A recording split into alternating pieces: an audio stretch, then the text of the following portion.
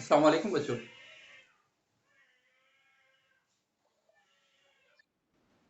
कैसे हैं आप सारे? खैरियत से खैरियत से हैं? सारे ठीक ठाक है? अच्छा, काइंडली मुझे बताइएगा कि आज हमारा जो टॉपिक है वो स्पीड ऑफ साउंड ही है ना? चैप्टर नंबर कौन सा बनता है? Chapter number 8 speed of sound. जी, नया नया चैप्टर है, चैप्टर नंबर 8 वेव्स का। जी, तो आज हमारा टॉपिक है जी speed of sound. Speed of sound important question है। यूँ समझिएगा कि अक्सर और बेशतर ये जो है वो पेपर में देखने में आया है, स्पेशली अगर पीटी बोर्ड की बात करें या इस पंजाब बोर्ड में तो बहुत ज़्यादा इंपॉर्टेंट है। लेकिन फेडरल बोर्ड के लिहाज से भी बहुत दफ़ा क्वेश्चन पेपर में आ चुका है। स्पीड ऑफ साउंड की बात करें तो स्पीड ऑफ साउंड जो है, सबसे पहले तो हमें पता होना चाहिए स्पीड साउंड होती क्या है और किस बात पे डिपेंड करेगी। तो स्पीड ऑफ साउंड सिंपल से लफ्जों में बात करूं तो स्पीड जो है, जिस तरह जनरली हम बात करते हैं speed is equal to distance covered per unit time, तो in the same way speed of sound यहां पे क्या हो जाएगी अगर हम बात करें तो speed of sound is equal to distance covered by wave, distance covered by wave per unit time. This is basically the speed of sound, जिसको हम कह सकते हैं v is equal to distance per unit time आप निकाल सकते हैं। ठीक है, तो distance covered by the wave per unit time या per second is known as speed of sound. अब स्पीड ऑफ साउंड को जब हम कैलकुलेट करते हैं तो हमें पता चलता है कि स्पीड ऑफ साउंड जो है दो मेजर फैक्टर्स के ऊपर डिपेंड करती है। और वो दो मेजर फैक्टर्स क्या हैं? एक तो उसमें हमारे पास जो है वो इलास्टिक मीडियम या इलास्टिसिटी ऑफ द मीडियम, जिसे इलास्टिक मॉडुलस बोल सकते हैं, ई। एक तो इस बात पर डिपेंड करेगा कि उस मीडियम की इलास्टिसिटी यानी इलास्टिक मॉडुलस क्या है। और दूसरी बात है कि उस मीडियम की डेंसिटी क्या है। तो अगर मैं उसकी रिलेशन को दिखाऊं तो v इज इक्वल टू जो हमारे पास है, इसके वाले से बात नहीं कर रहा मैं, अलग से बात करूं, यानी यूं समझिएगा कि फैक्टर्स की बात करूं कि जो स्पीड ऑफ साउंड है, तो फैक्टर्स के लिहाज से बात करूं, फैक्टर्स इफेक्टिंग, उसके लिहाज से अगर हम बात करें तो हमारे पास स्पीड ऑफ साउंड जो है वो हमारे पास होती है इलास्टिक मॉडुलस और डेंसिटी पे डिपेंड करती है। तो अगर आप इस फार्मूले के को देखें तो स्पीड ऑफ साउंड जो है वो हमारे पास इलास्टिक मॉडुलस के स्क्वायर रूट के साथ डायरेक्टली और डेंसिटी के स्क्वायर रूट के साथ इनवर्सली रिलेटेड है। इसका मतलब है जिस मटेरियल का इलास्टिक मॉडुलस ज्यादा होगा, मसलन पेपर में क्वेश्चन आ जाए कि स्पीड ऑफ साउंड जो होती है वो सॉलिड में ज्यादा होगी, लिक्विड में ज्यादा होगी या गैसेस में ज्यादा होगी, तो हम कह सकते हैं कि क्योंकि इलास्टिक मॉडुलस जो है वो सॉलिड का ज्यादा होता है, लिक्विड का उससे कम होता है और गैसेस का उससे भी कम होता है, तो इस लिहाज से जिसका इलास्टिक मॉडुलस ज्यादा उसकी स्पीड ऑफ साउंड भी ज्यादा। तो मैं कह सकता हूँ speed of sound is greater, speed of sound is greater in solid than liquid than gases. ठीक है। अब यहाँ पे एक क्वेश्चन और भी अक्सर बच्चे करते हैं कि no doubt speed elastic modulus जो सॉलिड का ज्यादा होता है, लेकिन अगर डेंसिटी को देखा जाए, ठीक है, तो डेंसिटी में बात बात जो है वो हमारे पास डिफरेंट होता है। आपको पता है कि अगर इलास्टिक मॉडुलस सॉलिड का ज्यादा है तो उसकी डेंसिटी भी ज्यादा होती है। अगर डेंसिटी ज्यादा हो तो स्पीड ऑफ साउंड तो कम होनी चाहिए। अब गैसेस की डेंसिटी कम होती है तो स्पीड ऑफ साउंड ज्यादा होनी चाहिए। तो ऐसी सूरत हाल में याद रखिएगा जब भी आपने बात करनी है, तो अगर आपने इलास्टिक मॉडुलस को ध्यान में रखा है तो आपने डेंसिटी को कांस्टेंट सवर करके बात करनी है, और अगर आपने डेंसिटी को कंसीडर किया तो इलास्टिक मॉडुलस को कंसीडर करना है कांस्टेंट। अब सवाल ही हमें ये पैदा होता है कि जब हम कंसीडर कर रहे होंगे तो हमें क्या पता कि हमें इलास्टिक मॉडुलस को कांस्टेंट रखना है या डेंसिटी को। तो इसके लिए एक सिंपल सी बात है, याद रखें कि आपने जब दो फैक्टर्स है, एक इलास्टिक मॉडुलस एक डेंसिटी है, आप देखिए कि इसमें डोमिनेट इफेक्ट कौन देता है। डोमिनेट इफेक्ट का मतलब यह है कि फॉर एग्जांपल मैं आपको एक रोजाना की जिंदगी में एग्जांपल देता हूँ। हाँ, मैं रिपीट कर रहा हूँ फिर बात को कि मैंने कहा कि जब हम रोजाना की जिंदगी में जब हम बात करते हैं, मैं किस तरह की बात कर रहा हूँ कि स्पीड ऑफ साउंड दो चीजों पे डिपेंड करती है, एक ई पे और एक डेंसिटी पे। अब सवाल ये पैदा होता है कि हमने किसके हिसाब से जवाब देना है। तो आपने ये वाली जो बात है ये डोमिनेंट फैक्टर को मद्देनजर रखते हुए देख रहे हैं। डोमिनेंट फैक्टर का मतलब है कौन सा फैक्टर उसमें ज्यादा इफेक्ट कर रहा है, क्या डेंसिटी का इफेक्ट ज्यादा है या इलास्टिक मॉडुलस का इफेक्ट ज्यादा है। तो अगर मैं आपको सॉलिड के वाले से बात करूं तो सॉलिड की इलास्टिसिटी देखी जाए तो सॉलिड की इलास्टिसिटी लिक्विड और गैसेस के मुकाबले में बहुत ज्यादा होती है एज कंपेयर टू कि उसकी जो डेंसिटी है, जो उनकी डेंसिटी में आपस में रिलेशन है वो बहुत कम है, यानी डेंसिटी का इफेक्ट जो है या डेंसिटी का फैक्टर बहुत कम है एज कंपेयर टू इलास्टिसिटी का, यानी इलास्टिसिटी का जो डिफरेंस है वो बहुत ज्यादा है और डेंसिटी का जो फर्क है वो इतना ज्यादा नहीं है। मैं इसकी रोजाना की जिंदगी से एग्जांपल देता हूं आपको, किस तरह। मसलन एक बच्चा पेपर में उसने पेपर दिए और पेपर में उसके अच्छे नंबर, अल्लाह ना करे ऐसा हो, लेकिन अच्छे नंबर नहीं आए। अब जब अच्छे नंबर नहीं आएंगे तो आप देखते हैं उसके फैक्टर को कैसे देखते हैं, तो अब उसके पेरेंट्स क्या कहते हैं कि क्योंकि ये खेलने गया था या खेलता रहा है तो इसलिए इसके नंबर अच्छे नहीं आए। अब बंदा कहता है यार खेलता तो रहा है, पढ़ा भी तो है, तो हमने ये देखना है कि क्या उसने खेला ज्यादा था या पढ़ा ज्यादा था। तो उसमें देखते हैं डोमिनेंट फैक्टर कौन सा है। अगर उसने पढ़ा ज्यादा है और खेला कम है तो हम पढ़ने वाले इफेक्ट को कहेंगे कि पढ़ने वाला इफेक्ट उस पर ज्यादा फोकस करेगा, और पढ़ने वाला फैक्टर क्योंकि अगर उसे पढ़ा ज्यादा है तो नो डाउट इसके नंबर अच्छे आएंगे, तो हम कहेंगे कि इसके नंबर अच्छे इसलिए आए कि इसने पढ़ा ज्यादा था। तो जो फैक्टर ज्यादा है और अगर उसके नंबर जिस तरह कम आए तो आप कहेंगे पढ़ा नो डाउट उसने था, लेकिन जो उसने नहीं पढ़ा खेलता रहा है वो टाइम उसने ज्यादा लगाया, तो हम कहेंगे कि क्योंकि इसने खेला ज्यादा है पढ़ने की निस्बत, तो खेलने का फैक्टर ज्यादा है तो रिजल्ट भी उसी फैक्टर के हिसाब से कंसिडर किया जाएगा। तो यही बात मैं यहाँ पे बताऊं कि मैंने कहा जब पेपर में आ जाता है कि सॉलिड लिक्विड, तो बाद बच्चे कंफ्यूज हो जाते हैं कि ठीक है जी सॉलिड की इलास्टिसिटी ज्यादा है, मान लेते स्पीड ज्यादा है, लेकिन डेंसिटी भी तो उसकी कम होती है, सॉरी डेंसिटी भी तो ज्यादा होती है, तो उस लिहाज से तो कम होनी चाहिए। तो मैंने कहा कि जो सॉलिड होता है उसकी इलास्टिसिटी लिक्विड और गैसेस की निस्बत में बहुत ज्यादा होती है, जबकि उसकी डेंसिटी का इफेक्ट इतना ज्यादा नहीं होता। तो डोमिनेंट फैक्टर जो है वो देखने। हाँ, अलबत्ता एक ही जैसे मटेरियल हो, मसलन गैसेस, सारे गैसेस है, ठीक है, सारी गैसेस हैं, तो आपको तो फॉर एग्जांपल पेपर में आ जाए कि हाइड्रोजन गैस है, एक हीलियम गैस है और एक फॉर एग्जांपल ऑक्सीजन गैस है। पेपर में क्वेश्चन आ जाए कि बताएं इनमें से कौन सी गैस में से साउंड तेजी से ट्रेवल करेगी। अब क्योंकि हैं ही तीन और तीनों की तीनों गैसेस हैं, तो गैसेस की इलास्टिक मॉडुलस बहुत ही नेग्लिजिबल होता है, इसलिए आपने ई के हिसाब से जवाब नहीं देना। क्यों? उसका इलास्टिक मॉडुलस होता ही बहुत कम है, तो ई के हिसाब से जवाब नहीं देना। तो फिर आपने इसका जवाब किस हिसाब से देना है? आपने कहना है कि क्योंकि speed of sound square root के साथ अंडर रूट डेंसिटी यानी 1 ओवर अंडर रूट रो के डायरेक्टली प्रोपोर्शनल है, या वेलोसिटी जो है वो डेंसिटी स्क्वायर रूट के साथ इनवर्सली प्रोपोर्शनल है। तो जिसकी डेंसिटी ज्यादा उसकी वेलोसिटी कम, जिसकी डेंसिटी कम तो वेलोसिटी ज्यादा। तो अब हमें पता है इन तीनों के हिसाब से अगर हम देखें तो मुझे पता है कि ऑक्सीजन की डेंसिटी जो है वो ज्यादा होती है as compare to the helium, as compare to the oxygen, sorry hydrogen. तो इस बिना पे सबसे ज्यादा डेंसिटी ऑक्सीजन की, तो डेंसिटी अगर ऑक्सीजन की सबसे ज्यादा हुई तो वेलोसिटी सबसे ज्यादा जो है, डेंसिटी जिसकी ज्यादा उसकी वेलोसिटी कम। इसका मतलब है ऑक्सीजन में वेलोसिटी कम और हीलियम में जो है ज्यादा, और सबसे ज्यादा क्योंकि इसकी डेंसिटी आप देख रहे हैं सबसे कम है, तो इसलिए वेलोसिटी ऑफ हाइड्रोजन सबसे ज्यादा, वेलोसिटी ऑफ हीलियम उससे कम, और ऑक्सीजन की वेलोसिटी इसकी निस्बत और कम। तो यूं आपने देखना है डोमिनेट, तो एक ही तरह के मटेरियल हो, ठीक है, तो स्पेशली गैसेस आ जाए, तीनों के तीनों गैसेस हैं, तो आपने डेंसिटी के हिसाब से जवाब देना है। और अगर बीच में एक फैक्टर सॉलिड आ जाए तो हर हालत में इलास्टिसिटी के को मद्देनजर रख के बात कीजिएगा, ठीक है। तो ये एक सिंपल सी बात है। हम स्पीड ऑफ साउंड को कैलकुलेट कर रहे थे, मैंने कहा स्पीड ऑफ साउंड नॉर्मली दो फैक्टर पे डिपेंड करती है, ई और डेंसिटी पे, तो इस बना पे मैंने दो एग्जांपल दी। लेकिन असल टॉपिक हमारा इससे तरह हट के है, और वो ये है कि जो स्पीड ऑफ साउंड है वो जब कैलकुलेट की गई, दो साइंटिस्ट ने इसको कैलकुलेट करने की कोशिश की, जिनमें एक साइंटिस्ट का नाम था हमारे पास न्यूटन और दूसरे का था लैपलेस। तो मैं सबसे पहले न्यूटन स्पीड ऑफ साउंड की बात करता हूँ, लेकिन उससे पहले आप याद रखिएगा कि स्पीड ऑफ साउंड का जो फार्मूला एक्सपेरिमेंटली हमने निकाला वो v equal to E over rho है। तो मैं पहले speed of sound by Newton, Newton formula, Newton formula या न्यूटन एक्सप्लेनेशन। न्यूटन ने कहा कि जब साउंड ट्रेवल करती है तो साउंड लॉन्गिट्यूडिनल वेव्स की फॉर्म में ट्रेवल करती है, और ये लॉन्गिट्यूडिनल वेव जब एक जगह से दूसरी जगह तक जाते हैं तो कंप्रेशन के दौरान जो मॉलिक्यूल्स हैं वो एक दूसरे के करीब आ जाते हैं, और जब मॉलिक्यूल्स एक दूसरे के करीब आते हैं तो वॉल्यूम कम हो जाता है लेकिन प्रेशर बढ़ जाता है, और इस पूरे प्रोसेस के दौरान टेम्परेचर कांस्टेंट रहता है। इसी बात को मैं फिर रिपीट कर रहा हूं।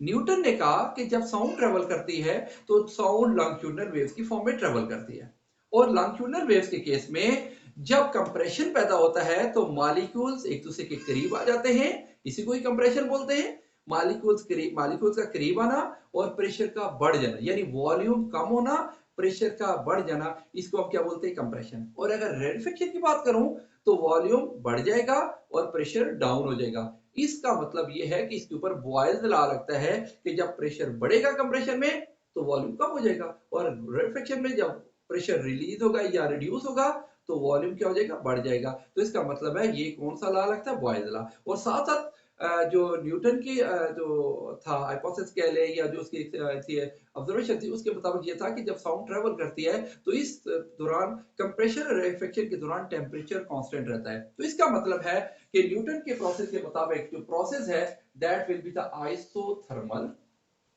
क्योंकि आइसोथर्मल इसलिए कहते हैं कि उसने कहा था कि टेम्परेचर कांस्टेंट होता है कंप्रेशन और रेरिफिकेशन के दौरान। और दूसरी बात है कि इसमें बॉयल्स लॉ लगेगा।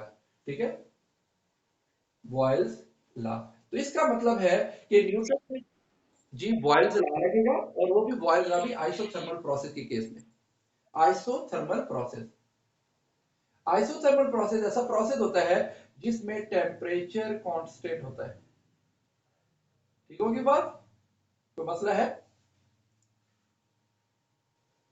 क्लियर है? चलिए, अच्छा, तो अगर क्योंकि न्यूटन के फार्मूले के मुताबिक बॉयल्स लॉ लगेगा तो हमने पढ़ा हुआ है बॉयल्स लॉ का ये फार्मूला होता है P1 V1 is equal to P2 V2। ये फार्मूला है। फर्ज कर लेते हैं हमारे पास जो गैस है उसका इनिशियल प्रेशर P1 जो है वो P है, इनिशियल वॉल्यूम V1 V है। अब कंप्रेशन, अब हमारी बुक में कंप्रेशन के बारे में बात की हुई है, आप बेशक रेरिफिकेशन की बात कर ले। कंप्रेशन में प्रेशर बढ़ जाएगा, अगर प्रेशर बढ़ जाएगा तो प्रेशर P2 कितना हो जाएगा? प्रेशर बढ़ गया, लेट से डेल्टा P इंक्रीज हो गया, और प्रेशर बढ़ने से वॉल्यूम V2 क्या हो जाएगा? कम हो जाएगा। तो V2 जो है वो क्या हो जाएगा? V minus delta V। तो आप देख रहे हैं प्रेशर बढ़ेगा तो वॉल्यूम कम होगा। अगर आप रेरिफिकेशन को डिस्कस करते हैं तो प्रेशर कम होगा तो वॉल्यूम बढ़ जाएगा। इसको माइनस बोलना, इसको प्लस बोलना, कोई फर्क नहीं। ये वैल्यूज, चारों वैल्यूज इसमें पुट कर दे हमारे पास, तो ये आ जाएगा P1 की जगह P, V1 की जगह V, P2 की जगह P प्लस डेल्टा P, और V2 की जगह V minus delta V। Solve करें सीधी, PV अपनी जगह पे, P into V PV, P को माइनस डेल्टा V से किया तो P minus P delta V, delta P को V से मल्टीप्लाई किया तो प्लस डेल्टा PV, और डेल्टा P को डेल्टा V से माइनस किया तो minus delta P delta V। Simple multiplication है। अब इसमें देखिए जरा, ये PV जब PV उठ के इधर आएगा तो ये PV इधर आ गया तो माइनस PV, इस बिना पे ये दोनों कैंसिल हो जाएंगे। ठीक है, ये खत्म हो गया एक बात। दूसरी बात जरा देखिएगा कि इसमें ये what is delta P? Delta P is basically the change in pressure during compression. याद रखिएगा change in pressure during compression जो होता है वो बहुत थोड़ा होता है, यानी प्रेशर का जो चेंज आता है कंप्रेशन में वो बहुत नॉर्मल सा होता है, बहुत थोड़ा सा होता है। अगर प्रेशर का चेंज कंप्रेशन में बहुत थोड़ा होगा तो लाजी बात है उस प्रेशर, जब प्रेशर का चेंज ही थोड़ा हुआ है तो वॉल्यूम भी क्या होगा? थोड़ा होगा। यानी उससे जो वॉल्यूम चेंज होगा, जो प्रेशर जो बढ़ रहे हैं वो बहुत थोड़ा है तो वॉल्यूम भी बहुत थोड़ा जो है वो डिक्रीज होगा। इसका मतलब है चेंज इन प्रेशर कम है, चेंज इन वॉल्यूम भी फिर कम होगा। तो जहां पे ये दोनों मल्टीप्लाई हो रहे हैं, चेंज इन प्रेशर और चेंज इन वॉल्यूम, तो ये दोनों छोटी चीजें जब मल्टीप्लाई होती है तो आंसर और छोटा हो जाता है। तो हम इस बिना पे कहते हैं कि as change in pressure during compression is very small, so change in volume is also very small, thus the product is neglected। क्यों प्रोडक्ट को निगलेक्ट करेंगे? जहां ये दोनों आपस में मल्टीप्लाई हो रहे हैं तो दो छोटी चीजें रिजल्ट जब बनाती है तो और छोटी हो जाती है। याद रखिएगा जब हम लफ्ज कहते हैं ना कि ये चीज छोटी है तो इसका मतलब है हम वन से बिलो उसे कंसिडर कर रहे हैं। ठीक है, तो मतलब ये नहीं है कि सर आप कहें दो, तो दो नहीं, दो दर दो चार होता है, बढ़ जाती है, लेकिन हम बिलो जब वन बात करते हैं तो उसमें जितने चीजें मल्टीप्लाई होती है तो आंसर और छोटा होता है। तो इस बना पे इस टर्म को हम क्या कर देते हैं जी? निगलेक्ट कर देते हैं, और ये रीजन बता के निगलेक्ट करना है। ठीक है, अब क्या हो गया? सिर्फ दो ही टर्म बच गई है, इस माइनस वाले टर्म को उठा के इधर ले तो P डेल्टा V हो जाएगा, और इधर बचेगा डेल्टा PV। सिर्फ P को इधर ही रहने दें, और डेल्टा P ये है, और ये V, और इसके नीचे डेल्टा V डिवाइड हो जाएगा। अगर मैं V और डेल्टा V ये पूरी टर्म को इस डेल्टा P के डिनोमिनेटर में ले जाऊं तो कुछ टर्म ऐसी बन जाएगी, डेल्टा P अपनी जगह पे और इसके नीचे ले जाऊं तो ये डेल्टा V ओवर V हो जाएगा। ये हो जाएगा, देखिए ये यूं उल्टा हो जाएगा, जब दोबारा ले जाएंगे फिर ऊपर चला जाएगा। ठीक है, तो ये what is delta P? Delta P is basically the change in pressure and it is known as stress. और delta V over V change in volume per unit original volume. ये बन जाएगा स्ट्रेन। तो यूं P is equal to stress over strain, और जो stress over strain होता है हमने पढ़ा हुआ है इलास्टिक मॉडुलस E।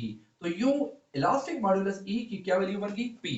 हमने कहा था कि speed of sound elastic modulus और डेंसिटी पर डिपेंड करती है, और इलास्टिक मॉडुलस का आंसर हमारे पास आ गया P। इसका मतलब ये हुआ कि स्पीड ऑफ साउंड क्या हो जाएगी, V is equal to E over rho की जगह E, हम P ओवर, ये P ओवर रो बोल सकते हैं। What is P?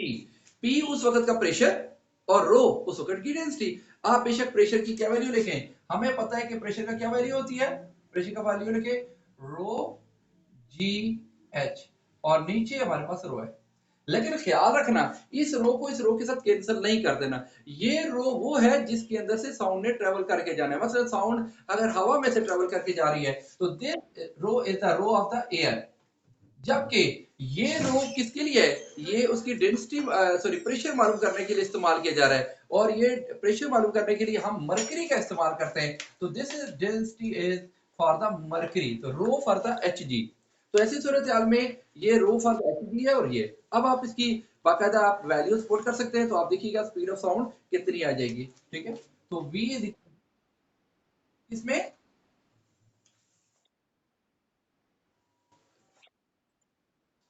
Row ji H, pressure का फार्मूला रो जी एच होता है ना, क्या नहीं आएगा, आप क्या कह रहे हैं एन, नहीं एम किस लिए, मैथ, मैथ्स की बात कर रहे हैं आप, रिपीट करें आप जी, नहीं प्रेशर का फार्मूला रो जी एच होता है। ठीक है, तो रो, रो कौन सा, प्रेशर को मेजर करने के लिए, आपको पता है प्रेशर जब मेजर करते हैं तो बैरोमीटर से मेजर करते हैं, और बैरोमीटर के अंदर मरकरी डालते हैं, तो ये मरकरी का प्रेशर हो गया।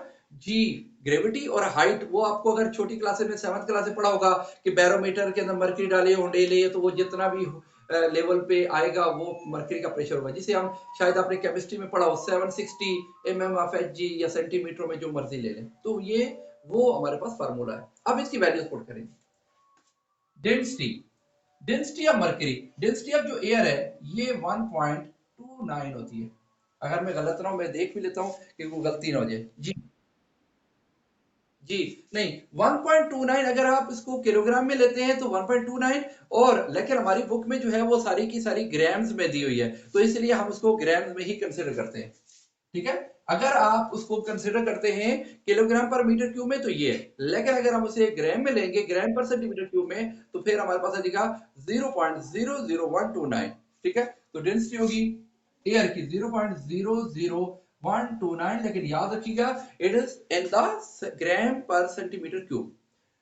Density of mercury, density of mercury basically पानी की डेंसिटी से मरकरी की डेंसिटी तकरीबन 13.6 टाइम हैवियर होती है। मरकरी 13 से 13.6 टाइम हैवियर होती है।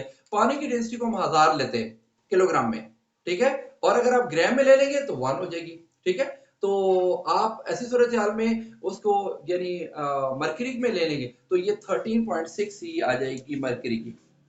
तो मरकरी की डेंसिटी होगी 13.6, क्योंकि पानी की डेंसिटी मैंने कहा 1000 होती है, अगर किलोग्राम में कंसिडर करेंगे तो ये बन जाएगी 13600, लेकिन क्योंकि हमने ग्राम में लेना है तो 13.6 ही रहेगी। जी वैसे तो जी की वैल्यू 9.8 होती है, लेकिन ग्राम में 980 ले लेते हैं। और हाइट, बेसिकली हमारे पास जो हाइट है मरकरी की, जो मरकरी की हाइट होती है वो हम लेते होते हैं 760 उसमें मिलीमीटर में, और अगर सेंटीमीटर में लेंगे तो 76। तो यूं हमारे पास ये टर्म आ जाएगी कुछ इस तरीके से। मैं रिपीट कर रहा हूं, रो की वैल्यू 13.6, जी की वैल्यू 980, एच की वैल्यू 76, और रो की वैल्यू 0.00129। ये सारी की सारी वैल्यू ग्राम सेंटीमीटर में मौजूद। ये मरकरी की हाइट, जब मरकरी यानी हमारी जो एटमॉस्फेयर होती है, हमारी एटमॉस्फेयर का जो प्रेशर होता है वो उतना ही होता है जितना मरकरी के 76 सेंटीमीटर कॉलम का होता है। यानी जितना मरकरी 76 सेंटीमीटर मरकरी की जो है जितना प्रेशर डालती है, हमारी एटमॉस्फेयर भी उतना ही प्रेशर डालती है। इसलिए ये 76 सेंटीमीटर मरकरी की हाइट और 980, और ये हमारे पास वैल्यू दो, ये एटमॉस्फेयर प्रेशर निकालने का फॉर्मूला होता है।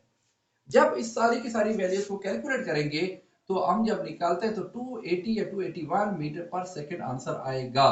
और आपको पता है कि जब हम practically speed of sound calculate करते हैं तो हमारे पास स्पीड ऑफ साउंड की वैल्यू तकरीबन 330 मीटर पर सेकेंड आती है, और ये आप देख रहे हैं तकरीबन 16 टू 17% का डिफरेंस आ रहा है। ये डिफरेंस इतना ज्यादा है कि हम इसको इग्नोर नहीं कर सकते। बिलो 1% हो तो हम उसे इग्नोर भी कर सकते हैं, लेकिन 16-17% का रिजल्ट कभी इग्नोर, इतनी बड़ी गलती को इग्नोर नहीं किया जा सकता। इसलिए हम कहते हैं कि जो स्पीड ऑफ साउंड न्यूटन ने कैलकुलेट की थी उसमें कहीं ना कोई, कहीं इजम्पशन में कोई गलती हो गई है, वरना अदरवाइज कैलकुलेशन में तो हमने भी की है, कोई गलती नहीं है। तो यो स्पीड ऑफ साउंड जो न्यूटन ने कैलकुलेट की थी वो गलत हो गई है। इस बात को करेक्ट किया लैपलेस ने, और इसीलिए उसे लैपलेस करेक्शन या Laplace formula for the speed of sound कहते हैं। ठीक है, अब हम देखेंगे कि न्यूटन की आखिर क्या गलती थी जिसकी वजह से लैपलेस ने अपना फार्मूला ड्राइव किया और उसका रिजल्ट करेक्ट निकला। लेकिन उससे पहले आप मुझे काइंडली इन्फॉर्म कीजिएगा कि हमारे लेक्चर में टाइम कितना रह जाता है। अच्छा, 2 मिनट है, तो 2 मिनट में क्योंकि हम नया लेक्चर स्टार्ट नहीं कर सकते लैपलेस का, लेकिन मैं आपको सिर्फ जनरली बताता हूँ कि एजम्पशन न्यूटन की क्या गलत हुई थी। तो न्यूटन ने जो कहा था कि साउंड जब ट्रेवल होती है तो लॉन्गिट्यूडनल वेव्स है, वो उसकी बात सही थी। और उसने जो दूसरी बात कही थी कि लॉन्गिट्यूडनल वेव में कंप्रेशन और रेफ्लेक्शन पैदा होते हैं, वो भी सही बात है, वो आज भी हम पढ़ रहे हैं। और ये भी बात सही है कि कंप्रेशन के दौरान प्रेशर बढ़ता है और वॉल्यूम कम हो जाता है, ये बात भी हमने पढ़ी। और रेफ्लेक्शन में प्रेशर डाउन और वॉल्यूम इंक्रीज हो जाता है। ये सारी बातें ठीक थी, लेकिन न्यूटन के फार्मूले में एक जम्पशन में गलती थी, वो ये थी कि जो उसने कहा था जब साउंड ट्रेवल होती है तो कंप्रेशन और रेफ्लेक्शन के दौरान टेम्परेचर कांस्टेंट रहता है, आइसोथर्मल प्रोसेस। ये जो उसने बात बोली थी ये गलत थी। लैपलेस ने कहा कि ऐसा हरगिज नहीं है, टेम्परेचर कांस्टेंट नहीं रहता इस दौरान, बल्कि इस प्रोसेस में टेम्परेचर में चेंज आता है। और उसने इसकी रीजन ये बताई कि एक्चुअल में ये कंप्रेशन और रेफ्लेक्शन इतनी रैपिडली, इतनी जल्दी कंप्रेशन और रेफ्लेक्शन बनते हैं कि इस दौरान टाइम जो है वो बहुत ही जो इनफिनिटेसिमल स्मॉल होता है। और अगर टाइम बहुत कम हो जाए तो ऐसी सूरत हाल में हीट को एक जगह से दूसरी जगह तक ट्रेवल होने में टाइम नहीं लगता, और इसलिए कोई हीट एक जगह से दूसरी जगह तक ट्रेवल नहीं होगी, और इसलिए हीट का ट्रांसफर नहीं होगा किसी तरह भी, यानी हीट लॉस ही नहीं होगी, गेन नहीं होगी। तो इसलिए ऐसे प्रोसेस में ना हीट इंक्रीज ना हीट डिक्रीज होगी। तो इस बना पे उसने कहा कि ये जो प्रोसेस है ये प्रोसेस आइसोथर्मल नहीं है बल्कि एडियाबैटिक प्रोसेस है। एडियाबैटिक प्रोसेस, एडियाबैटिक प्रोसेस ऐसा प्रोसेस होता है जिसमें हमारे पास जो है वो क्या कह सकते हैं, कोई हीट का फ्लो इन ना आउट हो, यानी ऐसा process, the process in which no heat enter और leave the system is known as adiabatic process. तो उसने कहा कि ये प्रोसेस इतना रैपिडली होता है कंप्रेशन और रिफ्लेक्शन का बनने का कि इसमें हीट जो है वो क्रॉस करती ही नहीं है, इन आउट नहीं होती, इंक्रीज डिक्रीज होती नहीं है। तो इसलिए प्रोसेस आइसोथर्मल नहीं होगा बल्कि के एडियाबैटिक होगा। बाकी बॉयज लॉ भी अप्लाई होगा, कंप्रेशन रिफ्लेक्शन का वही कंसेप्ट होगा, सिर्फ और सिर्फ फर्क है कि इसमें एडियाबैटिक प्रोसेस होगा। सिर्फ थोड़ी सा फर्क आ जाएगा, बॉयज लॉ का एडियाबैटिक प्रोसेस में पी वी गेमा ऊपर लग जाता है, बस एक टर्म आ जाती है गेमा। तो फार्मूला कुछ सिर्फ इतनी सी चेंजिंग के साथ सेम उसी टेक्निक के साथ हम आगे ले जाएंगे, लेकिन इंशाल्लाह ताला ये हमारे कल यानी नेक्स्ट डे के लेक्चर के अंदर हम स्टडी करेंगे। ठीक है, कोई बात पूछनी है तो पूछ लें। ये मैं इसको रिमूव कर देता हूँ, ये बात, ये भी, क्योंकि ये हमारे आज के टॉपिक की स्क्रीनशॉट में नहीं बनता।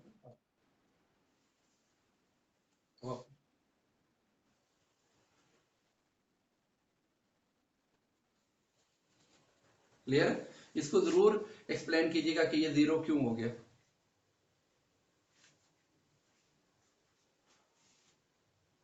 क्लियर।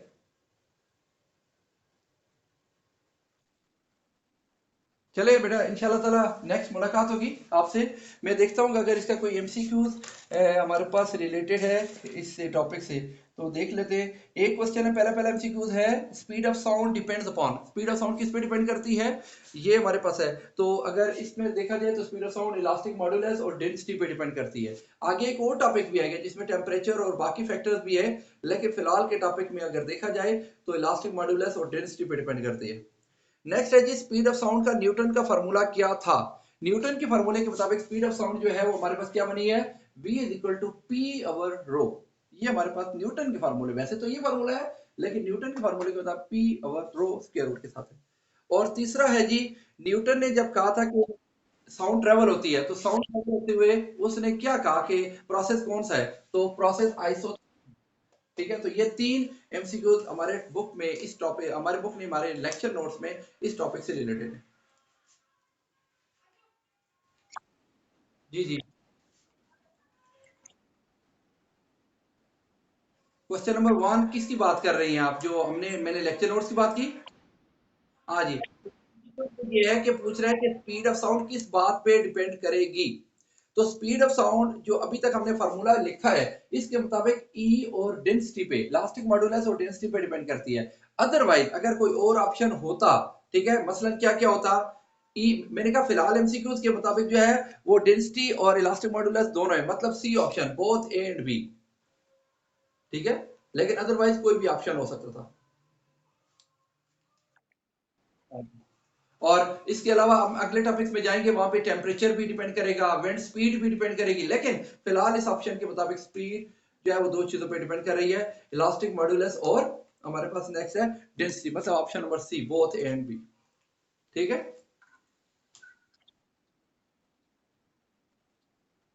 तो प्रेशर और डेंसिटी पूछा हुआ है, expression for Newton speed of sound in the fluid is. अच्छा, तो इसमें हमारे पास जो लफ्ज फ्लूइड का लफ्ज इस्तेमाल किया हुआ है, तो ऐसी सूरत में फिर हमारे पास ये वाला फार्मूला यूज करेंगे। ये तो एयर के लिए है ना, ये वाला v is equal to E over rho square root के साथ, E over rho square root के साथ। क्लियर? और अगर ये आ जाए एयर में, ये याद रखिए एयर के लिए अप्लाई होता है, v is equal to P over row.